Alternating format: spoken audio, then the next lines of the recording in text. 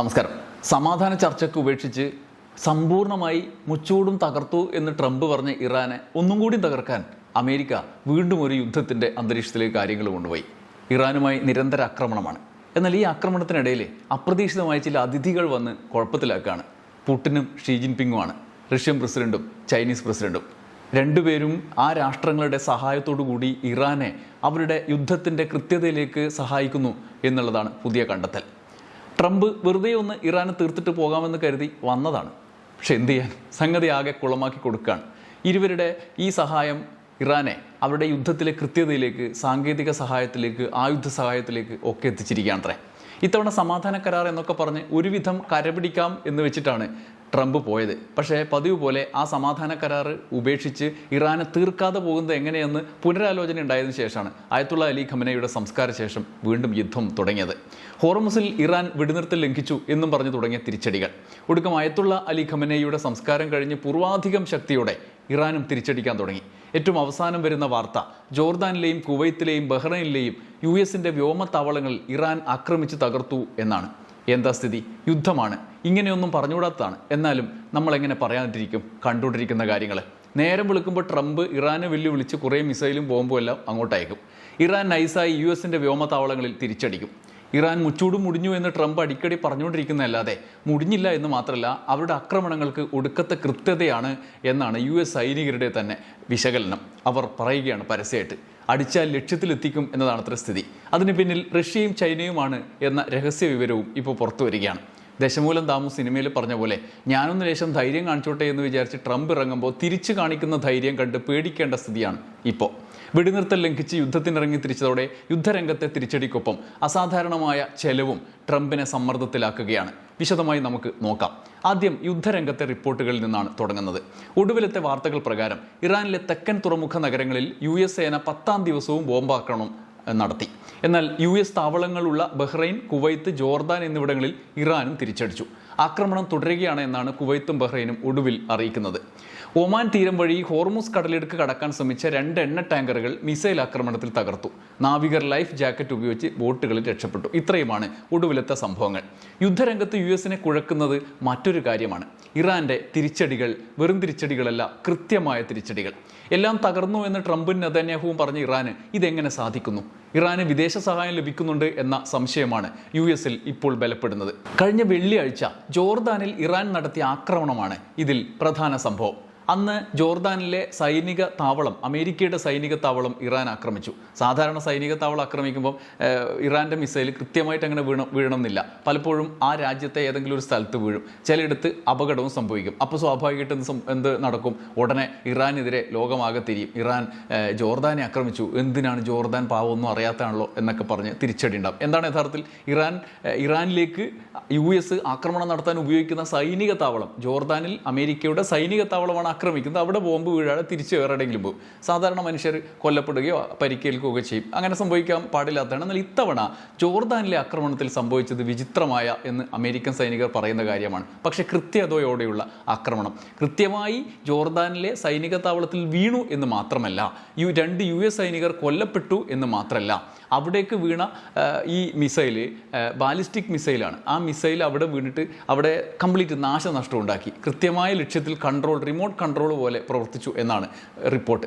വെടിനിർത്തൽ കരാറിൽ ഇരുവശവും ലംഘിച്ച ശേഷം അമേരിക്കൻ സൈനികർക്ക് ജീവഹാനി സംഭവിക്കുന്ന ആദ്യത്തെ ആക്രമണം. ട്രംപിനെ ഇത് ഞെട്ടിച്ചു എന്നാണ് വാർത്ത. ഇതോടെയാണ് തന്ത്രപ്രധാന ലക്ഷ്യങ്ങളിൽ ഇത്ര കൃത്യതയോടെ ഇറാൻ എങ്ങനെ ആക്രമണം നടത്തുന്നു എന്ന ചോദ്യം US-ന്റെ മുന്നിൽ വന്നത്. അതിനായി റഷ്യയിൽ നിന്നോ ചൈനയിൽ നിന്നോ സഹായം ലഭിക്കുന്നുണ്ടാകാം എന്ന വെളിപ്പെടുത്തലുമായി വാൾസ്ട്രീറ്റ് ജേർണലിൻ്റെ റിപ്പോർട്ടും പുറത്തു വന്നു. ഇതോടെ യുദ്ധരംഗം, ചർച്ചകൾ ഒക്കെ ചൂടുപിടിച്ചിരിക്കുകയാണ്. ജോർദാനിലെ മുവാഫഖ് സാൾട്ടി വ്യോമത്താവളത്തിലെ ആക്രമണമാണ് ചർച്ചയ്ക്ക് ആധാരം. ഇറാന്റെ ബാലിസ്റ്റിക് മിസൈൽ ആക്രമണത്തിൽ 2 സൈനികർ കൊല്ലപ്പെട്ടത് മാത്രമല്ല, നിരവധി പേർക്ക് പരിക്കും സംഭവിച്ചു. സൈനിക താമസ സൗകര്യങ്ങൾ തകർത്തു. ഇറാൻ 2 ബാലിസ്റ്റിക് മിസൈലുകളാണ് അയച്ചത്. അതിവേഗത്തിൽ സഞ്ചരിക്കുന്ന മിസൈലുകൾ. ലക്ഷ്യത്തിൽ എത്തിക്കാനുള്ള സാങ്കേതിക വിദ്യ, ഇറാൻ അതിനായുള്ള സാങ്കേതിക വിദ്യ ആർജിച്ചു എന്ന് US ഉദ്യോഗസ്ഥരെ ഉദ്ധരിച്ച് വാൾസ്ട്രീറ്റ് ജേർണൽ റിപ്പോർട്ട് ചെയ്യുന്നു. ഇറാനിയൻ മിസൈലുകൾ അതിവേഗത്തിൽ സഞ്ചരിച്ചു. അവസാന ഘട്ടത്തിൽ ദിശാമാറ്റം നടത്തി. പ്രതിരോധ സംവിധാനങ്ങളെ മറികടന്ന് ലക്ഷ്യത്തിലെത്തി. ഇത് അമേരിക്കൻ സൈനിക ആസൂത്രണത്തിന് വലിയ വെല്ലുവിളിയായി മാറിയിരിക്കുകയാണ്. കാരണം ഇതൊക്കെ അമേരിക്കയ്ക്ക് മാത്രം സ്വന്തമായൊരു കാര്യമാണ്. അവിടെയാണ് ഇറാൻ ഇത് പയറ്റുന്നത്. അന്തിമഘട്ടത്തിൽ വഴിമാറ്റാൻ വരെ കഴിയുന്ന റീ എൻട്രി സാങ്കേതിക വിദ്യ, കൂടുതൽ കൃത്യതയുള്ള ഗൈഡൻസ് സംവിധാനങ്ങൾ, ഭൂഗർഭ മിസൈൽ ശേഖരങ്ങളുടെ പുനരുപയോഗം, ആക്രമണ രീതികളിലെ മാറ്റം, ഇതെല്ലാം ഇറാൻ ശക്തമായ സൈനിക ശേഷി ആർജിച്ചു എന്ന് സൂചിപ്പിക്കുന്ന ഘടകങ്ങളാണെന്നാണ് ചില അമേരിക്കൻ ഉദ്യോഗസ്ഥരെ ഉദ്ധരിച്ച് വാൾ സ്ട്രീറ്റിന്റെ റിപ്പോർട്ട്. ഇത്ര വേഗത്തിൽ ഇറാന് ഇത്ര വലിയ മിസൈൽ ശേഖരം എങ്ങനെ പുനഃസ്ഥാപിക്കാൻ കഴിഞ്ഞു? ഈ സാങ്കേതിക പുരോഗതിക്ക് പിന്നിൽ ആഭ്യന്തര വികസനമാണോ അതോ വിദേശ സാങ്കേതിക സഹായമുണ്ടോ? ഈ സാങ്കേതിക വിദ്യയുടെയും ആയുധങ്ങളുടെയും പിന്നിൽ ചൈന, റഷ്യ സഹായമുണ്ട് എന്നാണ് വാൾ സ്ട്രീറ്റ് ജേണലിൻ്റെ റിപ്പോർട്ട് സൂചിപ്പിക്കുന്നത്. വാൾ സ്ട്രീറ്റ് ജേണൽ റിപ്പോർട്ട് അനുസരിച്ച് ചില അമേരിക്കൻ ഉദ്യോഗസ്ഥർ ഇറാന്റെ മിസൈൽ ശേഷി പ്രതീക്ഷിച്ചതിനേക്കാൾ വേഗത്തിൽ വീണ്ടെടുത്തതിൽ ബാഹ്യ സാങ്കേതിക സഹായം ഉണ്ടായിരിക്കാം എന്ന് സംശയിക്കുന്നു. റഷ്യയും ചൈനയും സഹായം നൽകുന്നുണ്ടാകാം എന്ന് റിപ്പോർട്ടിലെ പ്രധാന സൂചനയും ഉണ്ട്. US ഉദ്യോഗസ്ഥൻ അതിൻ്റെ പ്രവർത്തന രീതികൾ അത്തരത്തിൽ ലക്ഷണങ്ങൾ അടിസ്ഥാനമാക്കി വിശകലനം ചെയ്യുന്നുണ്ട്. എന്താണ്? ഉയർന്ന നിലവാരമുള്ള ഇലക്ട്രോണിക് ഘടകങ്ങൾ, ഗൈഡൻസ്, സാങ്കേതിക വിദ്യയിലെ പുരോഗതി, ഉപഗ്രഹ വിവരങ്ങളുടെ കൂടുതൽ ഫലപ്രദമായ ഉപയോഗം, മിസൈൽ നിർമ്മാണ ശൃംഖല വേഗത്തിൽ പുനഃസ്ഥാപിക്കാൻ സഹായകരമായ സാങ്കേതിക പിന്തുണ. അമേരിക്കയുടെ വിലയിരുത്തൽ അനുസരിച്ച് ഇറാൻ വെറും തിരിച്ചടിയല്ല ഇപ്പോൾ നടത്തുന്നത്. അത് ചെലവ് കൂട്ടുന്ന യുദ്ധതന്ത്രം. അമേരിക്ക എവിടെ ആക്രമിച്ചാലും അതിന് മറുപടിയായി അമേരിക്കൻ സൈനിക സാന്നിധ്യമുള്ള കേന്ദ്രങ്ങൾ ലക്ഷ്യമിട്ടിട്ട് അതിനെ കൃത്യമായി തിരിച്ചടിക്കാൻ കഴിയുന്ന സമ്മർദ്ദ ശക്തിയായി, അതായത് അമേരിക്ക നിരന്തരമായി ജാഗ്രതയോടെ നിൽക്കേണ്ട സാഹചര്യം. പണ്ടങ്ങനെയല്ലോ, ഇറാൻ 5-10 മിസൈലുകൾ വേദം ഒന്നാണ് പോയി വീഴാന്നാണ് പറയാറുള്ളത്. എന്നാൽ അങ്ങനെയല്ലാതെ ഉള്ള രീതി, ഇത് അമേരിക്കയെ പെട്ടെന്ന് യുദ്ധം അവസാനിപ്പിക്കുന്നതിനുള്ള ഒരു സമ്മർദ്ദ തന്ത്രം ആണ് എന്നാണ് പറയുന്നത്. എങ്ങനെ? യുദ്ധത്തിൻ്റെ രാഷ്ട്രീയവും സാമ്പത്തികവുമായ ചെലവ് അങ്ങനെ വരുമ്പോൾ അമേരിക്കയ്ക്ക് വർദ്ധിക്കും. കാരണം കൂടുതലായി ശ്രദ്ധ വേണം, കൂടുതൽ ചെലവ് വരും, ആയുധങ്ങൾ വിന്യസിക്കണം. അങ്ങനെ വരുമ്പോൾ അമേരിക്കയ്ക്ക് സമ്മർദ്ദം വരും. വാൾ സ്ട്രീറ്റ് ജേണൽ റിപ്പോർട്ട് പ്രകാരം ഇത് പ്രസിഡന്റ് ട്രംപിനെ സംഘർഷം വ്യാപിപ്പിക്കുന്നതിൽ നിന്നും പിന്തിരിപ്പിക്കാൻ ഇറാൻ പയറ്റുന്ന ഒരു തന്ത്രമായിട്ടാണ് വിശകലന വിദഗ്ധർ ചൂണ്ടിക്കാണിക്കുന്നത്. ഇതോടെ ട്രംപിന്റെ മുന്നിൽ പുതിയ പ്രതിസന്ധി രൂപപ്പെട്ടു. യുദ്ധത്തിന്റെ ആദ്യഘട്ടത്തിൽ ഇറാന്റെ സൈനിക ശേഷി തകർന്നു എന്ന സന്ദേശം വ്യാജമായി പ്രചരിപ്പിച്ചത് പൊളിഞ്ഞു എന്നതാണ് ഒന്നാമത്തെ കാര്യം.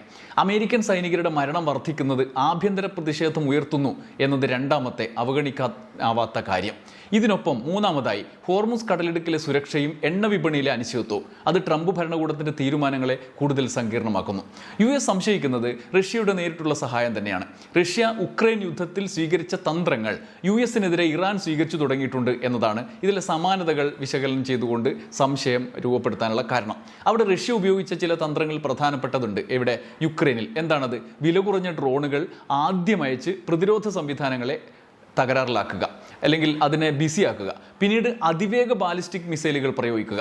റഡാർ, കമാൻഡ് ആൻഡ് കൺട്രോൾ കേന്ദ്രങ്ങൾ ആദ്യം ആക്രമിക്കുക. ചില സൈനിക വിശകലനങ്ങൾ പ്രകാരം ഇറാന്റെ സമീപകാല ആക്രമണങ്ങളിലും സമാനമായ രീതി കാണുന്നു എന്നാണ് വിലയിരുത്തൽ. റഷ്യൻ ഉപഗ്രഹ വിവരങ്ങൾ ഇറാനെ സഹായിച്ചിരിക്കാമെന്നും വാൾ സ്ട്രീറ്റ് റിപ്പോർട്ട് വ്യക്തമാക്കുന്നുണ്ട്. ചൈന നേരിട്ട് യുദ്ധത്തിൽ പങ്കാളിയാണ് എന്നതിൽ തെളിവുകളില്ല. നേരിട്ടെന്ന് പറഞ്ഞാൽ ആയുധ സഹായം, ഭൗതികമായി സഹായം നൽകി എന്നതിന് തെളിവുകളില്ല. എന്നാൽ ചൈനയും ഇറാനും തമ്മിലുള്ള ബന്ധം കഴിഞ്ഞ കുറേ വർഷങ്ങളിൽ കൂടുതൽ ശക്തമാണ്. അയത്തുള്ള അലി ഖമനയുടെ സംസ്കാര ചടങ്ങ് ശ്രദ്ധിച്ചവർക്കറിയാം. അവിടെ ചൈന സജീവമായി പങ്കെടുക്കുകയും ഐക്യദാർഢ്യം പ്രകടിപ്പിക്കുകയും ചെയ്തിട്ടുണ്ട്. ചൈനയുടെ സഹായം നേരിട്ടുള്ള ആയുധത്തിനപ്പുറത്തെ സാങ്കേതിക വിദ്യയുടെ ഉപയോഗം അവർക്ക് നൽകുന്നു എന്നിടത്താണെന്ന് US തന്നെ കരുതുന്നു. എങ്ങനെയാ? ഉയർന്ന നിലവാരത്തിലുള്ള ഇലക്ട്രോണിക് ഘടകങ്ങൾ നൽകുക, ഇരട്ട ഉപയോഗ സാങ്കേതിക വിദ്യ, വ്യാവസായിക വിതരണ ശൃംഖലകൾ, ഉപഗ്രഹ സേവനങ്ങൾ, ഇതൊക്കെ, അല്ലെങ്കിൽ വ്യാപാര സാങ്കേതിക വിദ്യകളുണ്ടല്ലോ, അതൊക്കെ നൽകുക. ഇതൊക്കെ നൽകിക്കൊണ്ടുള്ള മുന്നോട്ട പോക്കാണ്. വെടിനിർത്തൽ കാലത്ത് ഇറാൻ ഇതെല്ലാം സാധ്യമാക്കി എന്നുള്ളതാണ് ഇപ്പോഴത്തെ വിശകലനങ്ങളുടെ ഒരു നിഗമനം. എങ്ങനെയാ വെച്ചാൽ ആ കാലഘട്ടം, ഇടവേള അവർ ഉപയോഗപ്പെടുത്തി എന്നാണ്. ഭൂഗർഭ ആയുധ ശേഖരങ്ങൾ പുനഃസംഘടിപ്പിച്ചു, മിസൈലുകൾ സുരക്ഷിത കേന്ദ്രങ്ങളിലേക്ക് മാറ്റി, പുതിയ ആക്രമണ പദ്ധതികൾ തയ്യാറാക്കി. ഈ കാലത്ത് ഈ വിലയിരുത്തൽ ശരിയാണെങ്കിൽ വെടിനിർത്തൽ ഇറാന് സൈനികമായി ശ്വാസം വിടാനുള്ള അവസരമായിരിക്കാം. കാരണം അവർ ആ വെടിനിർത്തൽ കാലത്ത് ഇതെല്ലാം തിരിച്ചാർജിക്കാനുള്ള സമയം അവർക്ക് കിട്ടി. ഇത് സംബന്ധിച്ച എല്ലാ വിവരങ്ങളും ഇപ്പോഴും പുറത്തു വന്നിട്ടില്ല. ഓരോ ദിവസം ആക്രമണ സ്വഭാവം വിലയിരുത്തിക്കൊണ്ടാണ് യുദ്ധ നിരീക്ഷകരും ഒപ്പം യുദ്ധ റിപ്പോർട്ടിംഗ് നടത്തുന്ന മാധ്യമങ്ങളും ചില വിശകലനങ്ങൾ നടത്തുന്നത്. അതിലൊന്നാണ് ഇപ്പോൾ ഇവരുടെ കൃത്യത സംബന്ധിച്ച വിവരം. അത് അമേരിക്കയെ ആശങ്കപ്പെടുത്തുന്നതും ആണ്. പെൻറ്റഗണിനെ കൂടുതൽ ആശങ്കപ്പെടുത്തുന്നത് ഇറാൻ്റെ ഈ പുതിയ സൈനിക മിസൈൽ നിർമ്മിച്ചോ അങ്ങനെയുള്ളതാണോ ഒന്നുമല്ല. അവർ യുദ്ധത്തിനിടെ ഈ കാര്യങ്ങൾ, അതായത് കൃത്യതയും അതിവേഗത്തിൽ തുടർച്ചയായി നടന്ന പ്രതികരണങ്ങളും ആണ്. കൃത്യതയോടെ തിരിച്ചടിക്കാൻ തുടങ്ങുന്നത് അവരെ ആശങ്കപ്പെടുത്തുന്നു എന്നുള്ളതാണ് റിപ്പോർട്ടുകൾ. അതായത് ആക്രമണ പാത മാറ്റുന്നു, ലക്ഷ്യങ്ങൾ മാറ്റുന്നു, ഡ്രോണുകളും മിസൈലുകളും സംയോജിപ്പിച്ച് ഉപയോഗിക്കുന്നു, റഡാറുകളെ ആദ്യം ലക്ഷ്യമിടുന്നു. ഇത്തരം മാറ്റങ്ങൾ അമേരിക്കൻ പ്രതിരോധ സംവിധാനങ്ങൾക്ക് വലിയ വെല്ലുവിളിയാകുന്നു എന്നാണ് US ഉദ്യോഗസ്ഥരെ ഉദ്ധരിച്ച് റിപ്പോർട്ടുകൾ വരുന്നത്. അതുകൂടാതെ ഇടവേളയിൽ ഇറാൻ കൂടുതൽ ആയുധശക്തി ആർജിച്ചിരിക്കാനുള്ള സാധ്യത മറ്റൊന്നാണ്. അത് US-ന്റെ വിലയിരുത്തലാണ്. ഭൂഗർഭ മിസൈൽ ശേഖരങ്ങൾ, ആക്രമണത്തിന് മുമ്പ് വിക്ഷേപണ സംവിധാനങ്ങൾ അതിവേഗം മാറ്റി നിർത്തിയുള്ള തന്ത്രം, കൂടുതൽ കൃത്യതയുള്ള ഗൈഡൻസ് സിസ്റ്റങ്ങൾ, ഇലക്ട്രോണിക് പ്രതിരോധ മാർഗങ്ങൾ, ഇതെല്ലാം അവർക്ക് ഉണ്ടായിരിക്കാം. അതിനിടയിൽ US സൈന്യത്തിൻ്റെ ആക്രമണം തുടരുമ്പോൾ അമേരിക്കയുടെ യുദ്ധച്ചെലവിലെ വലിയ വർധനകളും അവരെ സമ്മർദ്ദത്തിലാക്കുന്നുണ്ട്. $37.5 ബില്യൺ ഇറാനെതിരായ ആക്രമണത്തിനായി ചെലവായി എന്നാണ് US പ്രതിരോധ സെക്രട്ടറി പീറ്റ് ഹെക്സെയ്ത്ത് വെളിപ്പെടുത്തിയത്. അമേരിക്കയിൽ ഇടക്കാല തെരഞ്ഞെടുപ്പിന് 6 മാസം മാത്രം ശേഷിക്കെ അവിടുത്തെ സാമ്പത്തികമായ സമ്മർദ്ദം, ഞെരുക്കൽ ഒക്കെ നിലനിൽക്കെ യുദ്ധച്ചെലവിലെ വൻ വർധന ഭരണകൂടത്തിന് വലിയ തലവേദനയായി. ഇത് സംബന്ധിച്ച വിവരങ്ങൾ പുറത്തു വരുന്നത് പ്രത്യേകിച്ചും. ഇറാൻ ആക്രമണത്തിനെതിരെ ആഭ്യന്തരമായ എതിർപ്പുകൾ സമാന്തരമായി വരുന്നുണ്ട്. മറ്റ് പലതവണ നമ്മൾ അത് ചർച്ച ചെയ്താണ്. യുദ്ധം ആരംഭിച്ച ആദ്യ 6 ദിവസങ്ങളിൽ മാത്രം $11.3 ബില്യൺ ചെലവിട്ടു അത്രേ. സെപ്റ്റംബർ 30 വരെയുള്ള ആകെ യുദ്ധ ചെലവാണ് നേരത്തെ പറഞ്ഞ $37.5 ബില്യൺ, അതായത് 3620 കോടി. ധനനഷ്ടത്തിനൊപ്പം തിരിച്ചടിയായി മാറുന്നത് സൈനികരുടെ ജീവനും കൂടിയാണ്. അമേരിക്കൻ സൈനികരുടെ ജീവൻ നഷ്ടപ്പെടുക എന്നാൽ യുദ്ധത്തിൻ്റെ ആകെ മുന്നേറ്റത്തെ ബാധിക്കുന്നതാണ് അമേരിക്കയെ സംബന്ധിച്ച്. അത് അമേരിക്ക സഹിക്കുന്ന കാര്യമല്ല. എന്നാൽ ജോർദാനിലെ മരണം കൂടിയായതോടെ ഇതുവരെ 16 US സൈനികർ കൊല്ലപ്പെട്ടു ഇറാനുമായി ബന്ധപ്പെട്ട ആക്രമണങ്ങളിൽ. US-ലേക്ക് ഒരാക്രമണം പോലും നടത്താതെയാണ് ഇറാൻ ഈ തിരിച്ചടിയും നാശനഷ്ടങ്ങളും ഉണ്ടാക്കിയതെന്നാണ് US-നെ ഞെട്ടിക്കുന്നത്. കാരണം ഇറാൻ US-ലേക്ക് ആക്രമണം നടത്തുന്നില്ലല്ലോ, അമേരിക്കയുടെ താവളങ്ങളിലാണ് ആക്രമണം നടത്തുന്നത്. ഒപ്പം അമേരിക്കയോട് തിരിച്ച് ഇറാനിലേക്കുള്ള ആക്രമണങ്ങളിൽ ഇറാനിലെ 3000-ഓളം പൗരർ കൊല്ലപ്പെട്ടു എന്നാണ് അനൗദ്യോഗിക കണക്ക്. എന്തായാലും വിദേശ രാജ്യങ്ങളിൽ പോയി അവിടെ വ്യോമത്താവളങ്ങൾ ഉണ്ടാക്കി അവിടെ നിന്ന് ഇറാനിലേക്ക് ആക്രമണം നടത്തുക എന്ന തന്ത്രമാണ് ഇതോടെ വീണ്ടും US-നെ കുഴപ്പത്തിലാക്കുന്നത്. തിരിച്ചടിക്കുമ്പോൾ ആ രാജ്യത്തെ കൂടെ കൂട്ടി അവരെ ആക്രമിക്കുന്നേ എന്ന നരേറ്റീവ് സൃഷ്ടിക്കുക, ഇതാണ് പതിവ് തന്ത്രം. അത് ഇത്തവണ പാളിപ്പോവുകയാണ്. കാരണം ഇറാന്റെ തിരിച്ചടി അമേരിക്കൻ സൈനിക താവളങ്ങളിൽ കൃത്യമായി പതിക്കുകയാണ്. അല്ലാതെ ഇപ്പോൾ ജോർദാനിലെ താവളത്തിൽ അടിക്കുമ്പോൾ ജോർദാൻ മറ്റ് പൊതുസ്ഥലങ്ങളിലൊന്നുമല്ല, മറ്റ് എവിടെയെങ്കിലും തെറ്റി വീഴുന്നില്ല. നേരത്തെ അങ്ങനെയായിരുന്നു. ഇപ്പോൾ അത്രമാത്രം കൃത്യതയോടെ വീഴുന്നു. അതാണ് ഇറാനെ ഇത്ര കരുത്തുറ്റതാക്കുന്ന, അല്ലെങ്കിൽ അമേരിക്കയെ ആശങ്കപ്പെടുന്നത്. ഇതോടെ ആക്രമണം നേരിട്ട് US ഇറാൻ എന്ന നിലയിലേക്ക് മാറുകയും ചെയ്യുന്നു. ഈ കൃത്യത പുതിയ ഘട്ടത്തിൽ അമേരിക്കയുടെ വലിയ വെല്ലുവിളിയായി മാറി. നിലവിൽ വിദേശ രാജ്യങ്ങളിൽ ഇറാൻ യുദ്ധത്തിന് ഉപയോഗിക്കുന്നതും തിരിച്ചടിക്ക് സാധ്യതയുള്ളതുമായ US-ന്റെ താവളങ്ങളിലെല്ലാം കനത്ത ജാഗ്രതയുണ്ട്. Jordan, Bahrain, Kuwait, Qatar, UAE ഇവിടങ്ങളിലെല്ലാം കനത്ത നാശനഷ്ടമാണ് കഴിഞ്ഞ ആക്രമണങ്ങളിലൊക്കെ ഉണ്ടായിട്ടുള്ളത്. ജോർദാനിൽ അമേരിക്കയുടെ മർമ്മപ്രധാനമായ ഥാർ വരെ കേടുവരുത്തിയ റിപ്പോർട്ട് നമ്മൾ കണ്ടിട്ടുണ്ട്. ആ സമയത്ത് റിപ്പോർട്ടുകൾ വന്നിട്ടുണ്ട്. ഇനി അങ്ങോട്ട് കാര്യങ്ങൾ അത്ര എളുപ്പമല്ല. അതിലും കൃത്യതയോടുകൂടി ആക്രമണം നടത്താനുള്ള സാധ്യതയാണ് ജോർദാനിലെ ആക്രമണത്തിൽ നിന്നും US ഊഹിച്ചെടുക്കുന്നത്. ചൈനയും റഷ്യയും ശക്തമായ ആയുധ സാങ്കേതിക സഹായങ്ങൾ നൽകുന്നു എന്ന റിപ്പോർട്ട് ശരിയാണെങ്കിൽ ഇനിയും ഈ യുദ്ധം മുന്നോട്ട് പോയാൽ കാര്യങ്ങൾ കൈവിട്ടു പോകും എന്നുറപ്പാണ്. അതിൻ്റെ എത്രയും വേഗം വീണ്ടും സമാധാന ചർച്ചകൾക്കുള്ള അരങ്ങൊരുങ്ങുന്നു എന്ന വാർത്തകളും വരുന്നുണ്ട്. സമാധാനം വരും എന്ന പ്രതീക്ഷയോടെ വിട. നന്ദി, നമസ്കാരം.